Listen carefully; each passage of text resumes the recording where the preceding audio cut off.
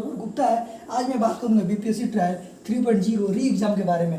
आपको पता है कोई पेपर कैंसिल हो जाता है, उसके चलते री एग्जाम होता है। और आपको पता है कि 15 मार्च को पेपर हुआ था और वो कैंसिल हो गया था किसी कारणवश में, यानी चीटिंग हो गया था, उसके चलते री एग्जाम हुआ है। जून में होने वाला था 10 जून को, 10 जून से 18 जून हुआ, 18 से 1 जुलाई में हुआ और होते होते पेपर हुआ 19 से लेकर 22 तक, 19 से लेकर 22 तक हुआ। जिसमें मैं बात करूंगा टीजीटी के बारे में, जिसमें टीजीटी में 21 तारीख को पेपर हुआ है। यानी टीजीटी के जितने भी थे विषय के सब टीजीटी 21 जुलाई को पेपर हुआ। आज मैं बात करूंगा उर्दू के बारे में। यानी उर्दू भी एक सब्जेक्ट है जिसे आपको तो पता ही है, हर भाषा का अलग अलग सब्जेक्ट होता है। तो उर्दू सब्जेक्ट में कुल कितने सीट हैं उस सीटों के बारे में जानेंगे।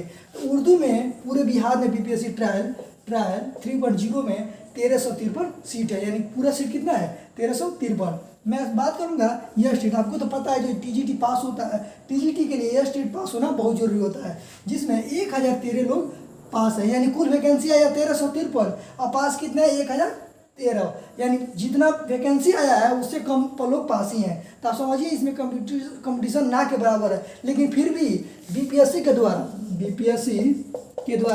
45% लगभग पासिंग मार्क्स है।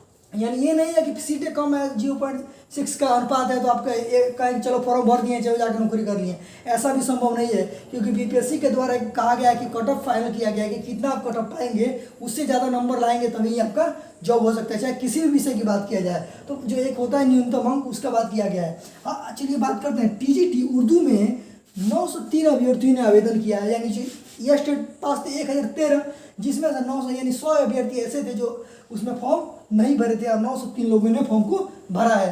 तो अब इसका अनुपात एक सीट पर 0.6 का अनुपात है। यानी एक सीट से भी कम का अनुपात है। यानी मान के चलिए कंपटीशन ना के बराबर है, लेकिन फिर भी आपको न्यूनतम अंक लाना जरूरी है।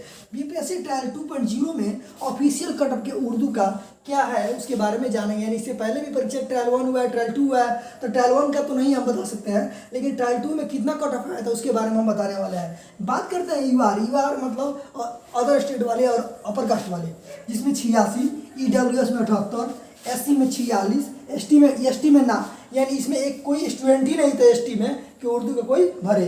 ईबीसी में 82 और बीसी में 50। देखिए हमेशा होता है कि अत्यंत पिछड़ा वाला बीसी से कम होता है, लेकिन इसमें बीसी का ही कम है, उसमें 32 नंबर कम है। यानी बीसी में 50 और बीसीएल यानी जो उसमें विकलांग होते हैं लोग उसमें 65। बात करते हैं बीपीएससी ट्रायल 3.0 री एग्जाम में कट ऑफ कितना हो सकता है। तो कट ऑफ के बारे में कंटेस्ट हम तो नहीं बता सकते कितना आएगा कि नहीं आएगा, क्योंकि सबका अनुपात अलग अलग होता है। एग्जाम देने का अभ्यर्थी कौन तेज है कौन कमजोर है उसके बारे में होता है। इसमें हो सकता है कट ऑफ पहले से बराबर भी हो सकता है, कुछ आगे पीछे भी हो सकता है और उससे ज़्यादा कोई अंतर नहीं होगा।